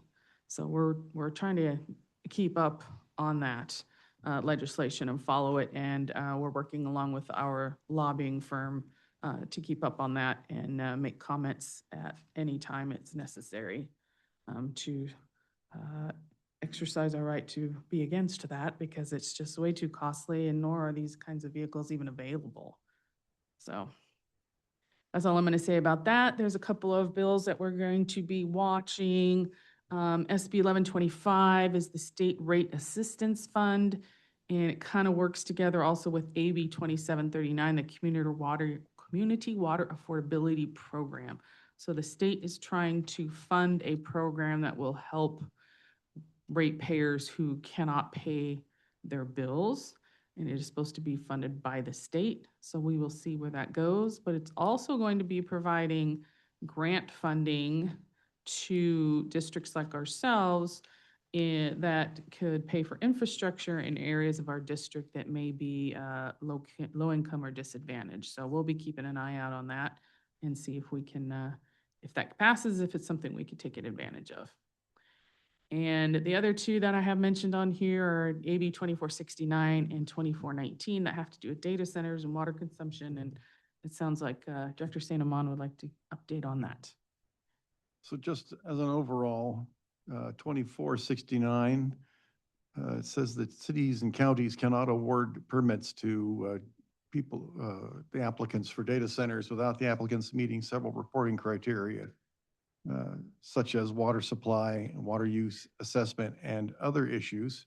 Additionally, if I remember correctly, the AB 2469 says that, as it's currently written, that any data center that is looking to be built, if there is a necessary enhancement, improvement, or extension of water systems, they have to pay for it in entirety. They can't pass the cost off to someone else. For AB 2619, before a data center can apply for a business license, the applicant has to provide their water supplier with, quote, good faith estimates of their water use. There's a Santa Clara Water District that supports both those bills. So I'd like to have staff work with our person up in Sacramento to determine what the full extent of the effect of those bills, and to develop a statement from our water district supporting those bills.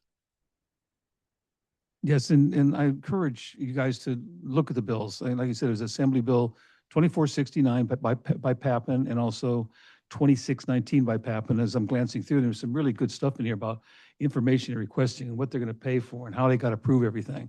So I'm in support of this. And both bills sort of much go along that line. They're fairly long. I don't want to read them, obviously, but I recommend that you look at them.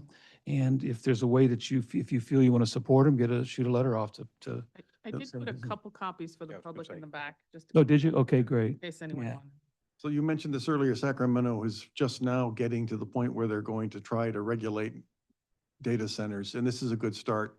This is something the water district can do that may be more effective than anything else in the long-term outlook for data centers regarding groundwater. But your letters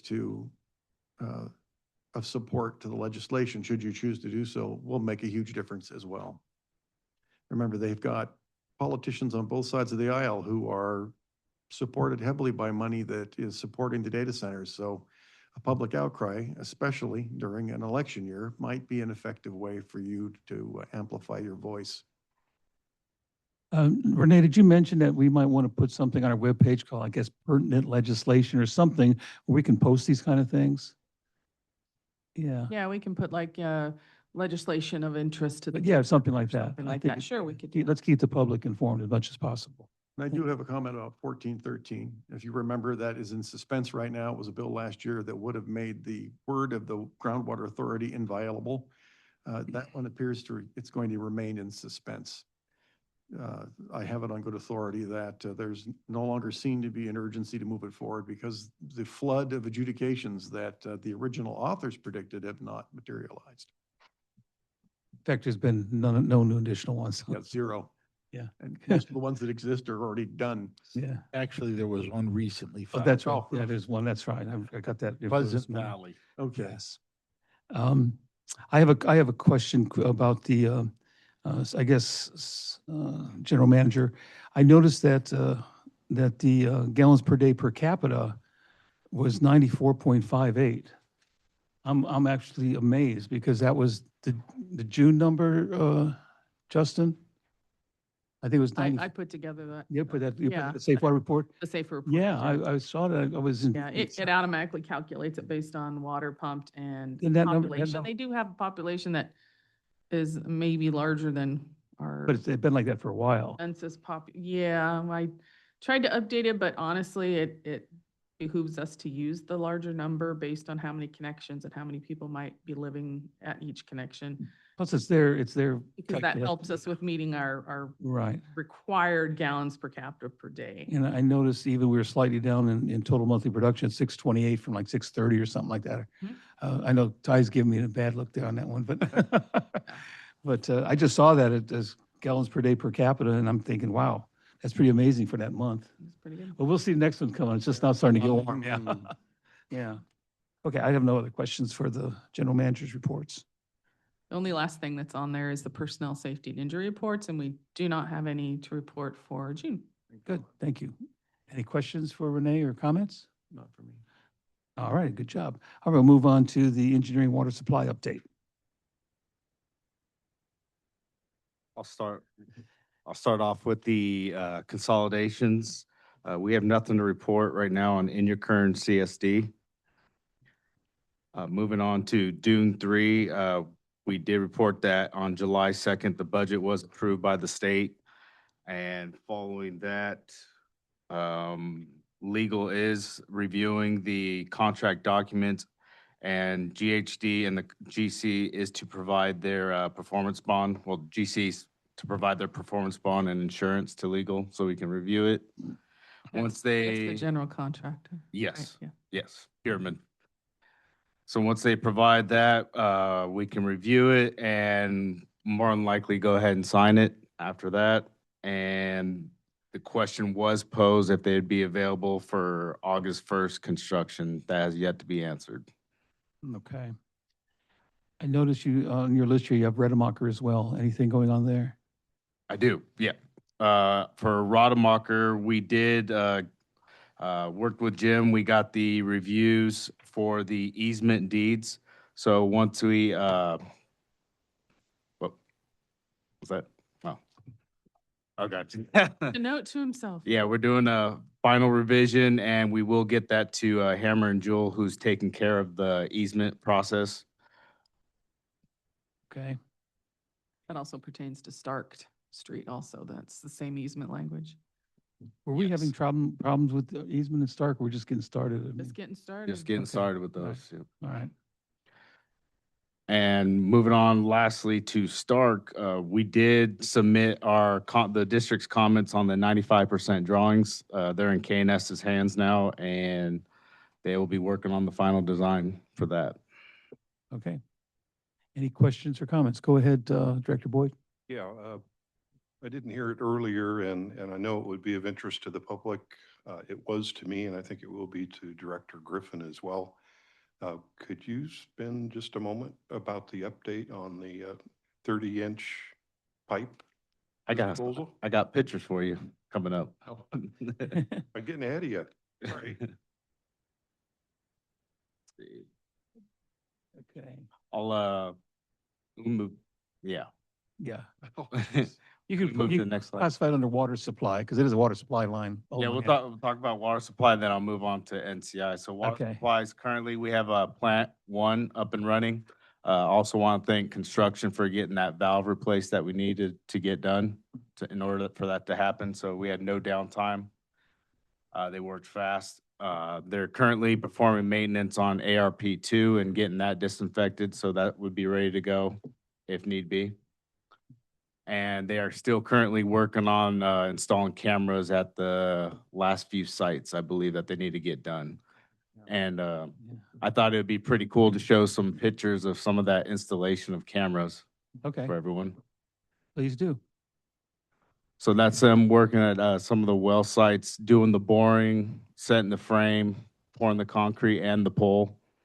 They're at the well sites. And if you move to the next slide. And this shows them using the boom to actually place the cameras up there on the poles, as you can see. What's that height? You know what? I don't have that height number for you. About 20. The 20, 30 feet, 20 feet, 25 feet maybe? Yeah, 30? maybe 30, because it looks like that panel's about 10 feet. Yeah. Yeah, but I just thought it'd be interesting. These are some of the sites you guys don't get to see when we talk about, budgeting for cameras and everything. This is that we have currently installed at our sites. And this has become a necessity for insurance reasons as well as theft that's taking place of all the copper wire at those sites where you have solar. Gee, you wouldn't happen to have a picture of the fellow that clipped the copper wire at one of our sites, would you, that we could put up every meeting? I could get one of those for you. Yeah. That'd be awesome. Then my next question is, can you mount a paintball marker up there so if they come through, you go, On the side of them. yeah, and get them when they come. Yeah, Yeah. sorry, this is a bugaboo to me. Well, we are considering some other security upgrades that we may be able to talk about next month. so. Oh, Right, Norbert, yeah, Dobers. okay. Okay, moving on. Got one quick comment on a previous topic, just sir. so everybody knows. We are talking about consolidations. The water district only consolidates with those who are interested in consolidating with us. That is to say, we are not predatory consolidators. And in the case of the Indian Community Services District, we would be told to consolidate with them. That's just to make Not sure that. serial Misunderstood. consolidators, Yeah, yeah. not serial consolidate. Well, we are serial consolidators, but it's not predatory. Okay. All right. Go ahead. Go ahead, Heavens, no. Justin. This is for you, Director Boyd. So we had an update. Yeah. Nicholas was seen transporting some of the waste material offsite last week. And our water supply supervisor actually went to the site when he was out driving around in the desert to get some photos of the property. And as you can see there, a lot of that is now removed from the site and it's in smaller stockpiles. So Nice. we expect in the next 1 to 2 weeks for them to be done with the pipe removal. Sweet. Yeah, that's all the waste pipe from the in your current transmission line replacement. Yeah, they purchased property out there and put it on their property, but it's not fenced in, so people thought they were just dumping it out on the desert, but Oh, it looked that way. they own that Yeah. property, yeah. All right. Thank you. Any questions or comments for Justin? Anything? I think I have somebody. All right, caller. Yeah, this is Renee West. A last clarification. I couldn't tell from the discussion, has the easements for the Rademacher and Stark Street, they haven't really been accepted by the well owners that are not still- wanting to consolidate? Is that still the status of those two? They're still working on, the GA is trying to get those easements in. They're still working the issue. Okay, so there hasn't been any progress since the last GA meeting a week ago. Okay. Not of which I'm aware. Okay, and then when Mr. Justin Thompson refers to the arsenic treatment plan, I would appreciate if he could call him the arsenic treatment plant, because I have no idea what an ARP is. Oh, that's right. Yeah, sorry. The arsenic treatment plant. Arsenic removal plant, that's ARP. Yes. Yeah, Oh, that okay. was a comment I was gonna make. We gotta stop with the acronyms and start spelling things. Yeah, stop those acronyms, PDQ. Okay, Can't assume everybody knows what we're talking about. Yeah. okay, thank you. Thank you, Renee. Any other callers? All right. You all done, Justin? All done. All right. Let's move on to financial update. Okay, first is the billed consumption. You can see we're down a little bit from the previous years. AF stands for acre feet and HCF for 100 cubic feet. YTD for year to date. Just making sure. Thank you for the acre feet on there. That really helps me. Yeah, yeah. So you could see some decrease. We had a mild June compared to past years. I mean, Yeah. really. So yes, less water used, which is good, but also makes me sad for revenue. But Yeah. any questions there? Nope. I like this. Next would be the financial statements. So we're through June of 2026, the end of the fiscal year. Current revenues of 18.5 million, which is about 1.8 million below budget. Expenditures are at 18 million, which is 1.8 million below budget. So currently we're sitting at a net 571,000, which is pretty close to where we had anticipated our net for the budget. Now, keep in mind, we do have accruals coming up for revenue and expenditures, though I anticipate the revenues outpacing the expenditures on the accruals. So I believe that net number will get better. Okay. To date, capital expenditures of 2.8 million and 1.7 million of that is funded through grant and bond proceeds. And then we have paid the GA to date, Groundwater Authority to date, $19,989,658. Replenishment fee would be just over 16 million of that. So. Maybe we should stop reporting on. My heart always goes thump every time you say that. Every time I sign those checks, it I does the know. same thing. I know, yeah. Exactly. Yeah. So we will pass, we're past 20 million already. Yeah. We're past 20 million. Yeah, that's what I thought. Okay. All right. Any questions or any more? I do have notifications for leak alerts on here. Yes. Just over 3,000 for the month of June. Wow. Wow. So, and we're seeing them pop all over our system too, so. Some of that swamp cooler's coming on. and Some of that system swamp going, You're cooler. using more water than you used to. That and you have a continuous leak because you're using. Which incidentally, I'm glad I have this system because I had another one I would have never known was there. And I noticed it was quicker this time. It seemed like I got the notice within 12 or 14 hours. It wasn't the next day. It basically, this one said, I like this. It said, you're using more than you normally use. Yeah. So I know what you've done in the system, but it must look at what you average use. And then if you go above that, it notifies me pretty quick. And I found it saved me a You want to fortune. know what I've done? What have you done? Nothing. Oh, I don't know. It was probably on the software side. They had an updater. good job. They probably updated and never tell you what they updated. Yeah. I'll take the kudos. You had a I don't- chance to take credit for that. I gave you the chance. Yeah, I know. All right. Okay. I think there's one more slide.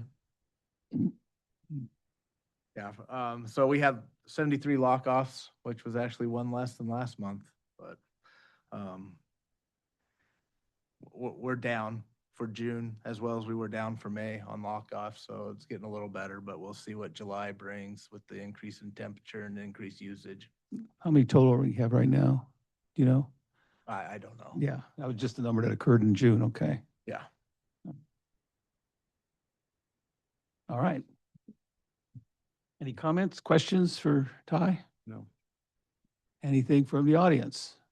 I have one caller. Go ahead, caller.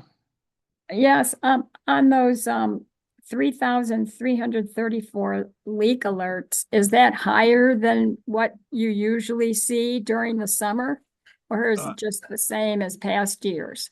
I didn't compare it to last year, but we always get higher in the summertime. A lot of that, as was mentioned, because of swamp cooler usage, it can be misinterpreted as a slow leak. And other times, just with the heat, we have services pop. How many signups do you have now? On Water It's Smart? not many. I think we're probably sitting at 11%. But if we have your email address already in the system, you don't have to sign up. We do. We'll send those notify out. you, Same okay. with phone numbers. Yeah. So by signing up, you're just able to troubleshoot yourself and look Right. at where You things can are. go what in and happened. set your own preferences, set your own thresholds. Yeah.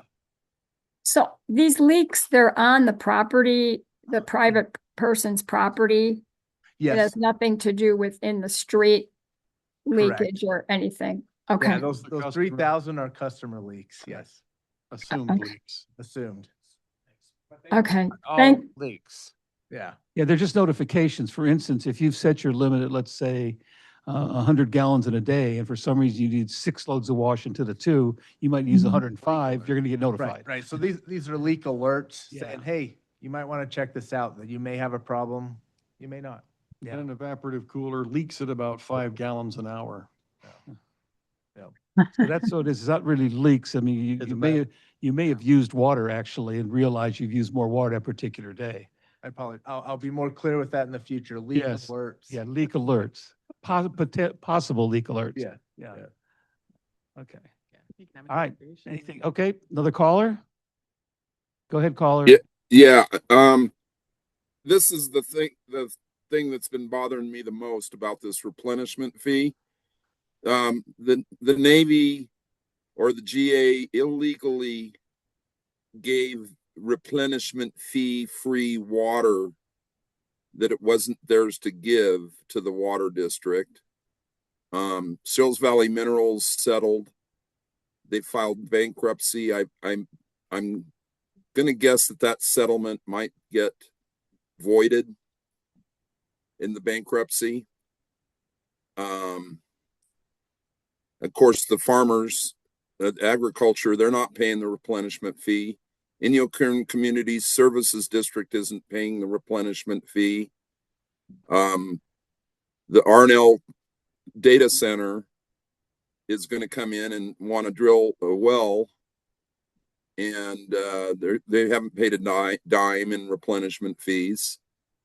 So I'm not sure how the groundwater authority is going to unwind this mess, but there's so much wrong with the way this has turned out that I see no reason why the water district can't file for an injunction, a new lawsuit against the GA challenging this replenishment fee. And I don't see any reason to wait any longer. There's a lot of things going on with the adjudication, but that's not going to settle the issue of the replenishment fee. So I'm just, I don't know how you're going to unwind that. It is a mess. Anyway. Thank you, Mike. Any other callers? All right. Okay, let's move on to operations update. On the next slide, you'll have a heat map to show you where we were working in the month of June. So for the month of June, we had 4 valves churned, 345 USA North locates, 4 USA South locates. So a little over, well, we're close to 4,000 USA locates for the year right now. We didn't do any flushing this past month. We had some people on vacation, short-staffed, so that led us to 20 after-hour call-outs. That led to 12 lateral repair and, sorry, that's a typo. It's 8 customer assist that day, or that month. We had 32 repairs for service laterals this past month, and 14 of those we had to replace. We couldn't get by just by repairing them. We needed to replace them. We did a hydrant repair and a valve replacement, and we repaired a valve, and we raised 38 valves on Felspar Street. Wow. So we had 5 left today that the gentlemen have just completed, so they'll be on next month's report. Okay.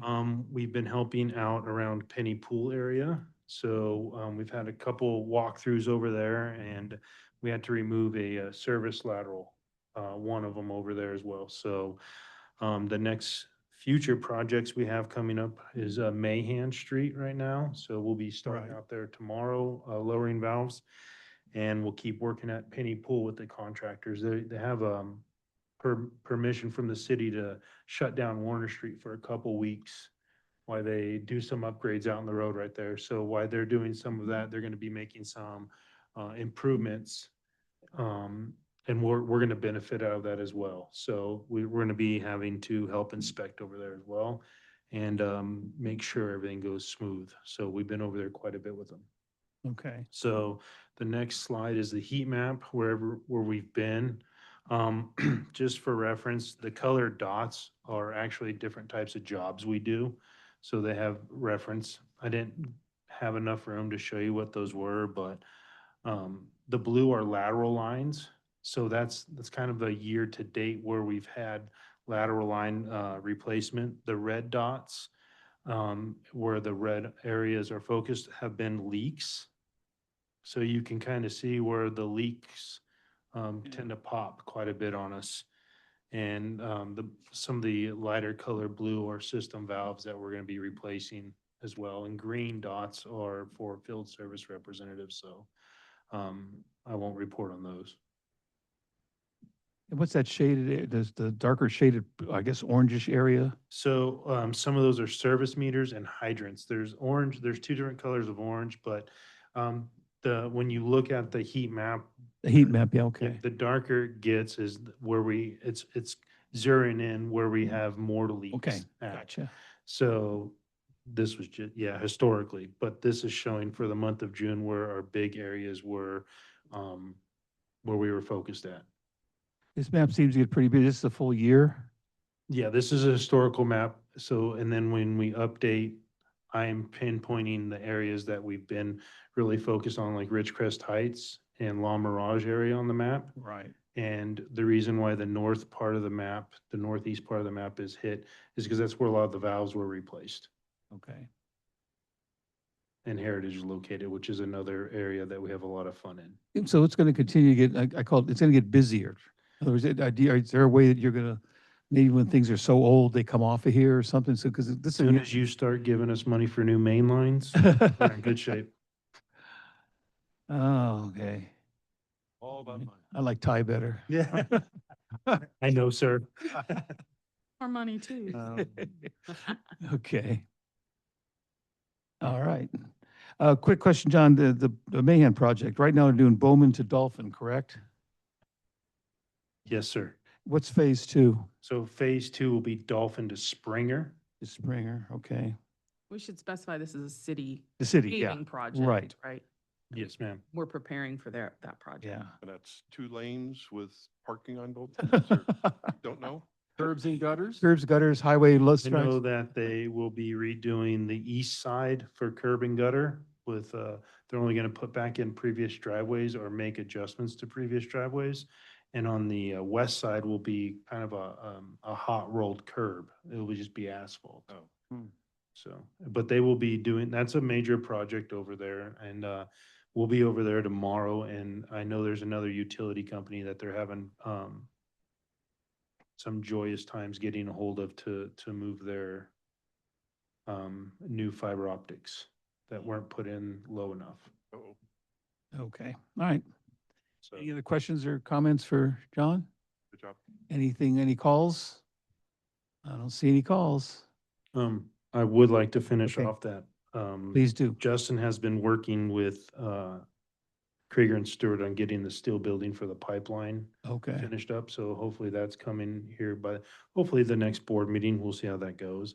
okay. And inventory has been fun to get recently. So I would like to say thank you to Robert for driving over to Bakersfield to get inventory that we needed to keep working here. So he took a day out and went over to Bakersfield and brought us everything we needed to keep going. So Great. yes, thank you. And next month you'll have a more exciting report with how busy these gentlemen have been. Great, thank you so much. Any other comments, questions?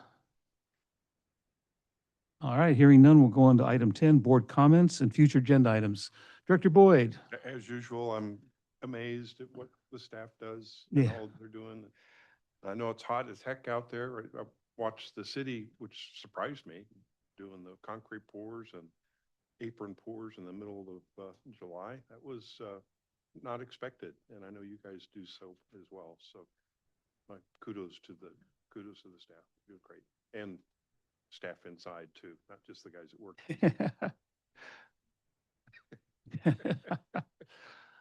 And you're not doing IT anymore, right? Only for you. Okay. I've been banned from everyone else. Yeah, I believe so. Mr. St. Armand, you have any comments? I do. So we were all surprised today to have a little 4.1 earthquake in the next valley over. About a week earlier this month, we had another magnitude 4 down at the junction of the Garlock Fault and the San Andreas. Now, I'm not making a prediction, but it's a good time to reflect on earthquake and disaster preparedness in general. And it's actually pretty easy to be 80% ready for the typical disaster. Just keep your pantry well stocked, have some extra water, a gallon per person and pet per day. State, I used to recommend a week, but you need to have about 30 days worth of food at your house. I'm pretty sure the water district will be able to supply you with water because we had a magnitude 7, 11 miles away. And we did very well with that one, thank God. And the Garla can produce about a 7.1 to a 7.4, if memory serves me, and it's 22 miles away. So that will seem a little bit less severe shaking, but it still will shake. And we're still waiting for the big one on the San Andreas, which will last several minutes, likely because of the distance. But it's about 94 miles from us at its closest approach. So Bakersfield, Lancaster, Palmdale, all of those cities right along the San Andreas there are going to experience severe shaking. And Oceanside property here? I've heard that. I'm not sure I buy that. There'd be, 2,400-foot wall. yeah, there's be a cliff. Yeah. Yeah. But it's coming, and all of the focused efforts of the federal government to bring aid into the area are going to be on Los Angeles and maybe some of the outlying cities. So it behooves us to be prepared. So that's my only comment, Mr. President. Thank you. Ending on a very happy note. Oh, yes, Thank always you. Mr. Joy. Mr. Griffin.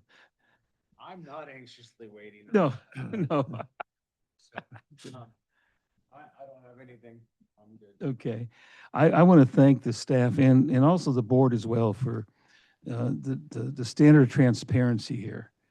I mean, if we can answer something, we're going to answer it. And if it's something that we think the public needs to know, we're going to do everything we can to get it to the public. So I truly appreciate the effort for transparency on what we do. The only time we'll have to shut it down is if our illustrious lawyer over there says, nope, can't talk about it. And that happens occasionally, but if you notice, not a lot.